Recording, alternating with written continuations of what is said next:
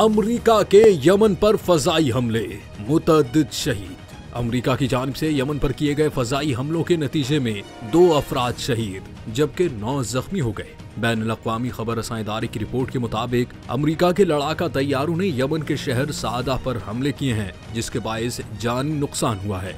रूसी अक्सरियती तंजीम अंसारुल्लाह के मुताबिक अमरीकी हमलों में 2 मंजिला रिहायशी इमारत को निशाना बनाया गया है। इससे कबल हमास के मुसल्लह विंग अल कस्साम ब्रिगेड ने ऐलान किया है कि उसने अशदोद शहर पर रॉकेट हमला किया है। ग्रुप ने मजीद कहा कि ये हमला गजा की पट्टी में शहरियों को निशाना बनाने वाले इसराइली हमलों के जवाब में किया गया है। इसराइली फौज का कहना है कि गजा से तकरीबन 10 प्रोजेक्टाइल फायर किए गए। फौज ने कहा कि गजा की पट्टी से इसराइली इलाके में दाखिल होने वाले 10 मिसाइलों की निशानदही की गई और उनमें से ज्यादातर को कामयाबी के साथ रोक लिया गया।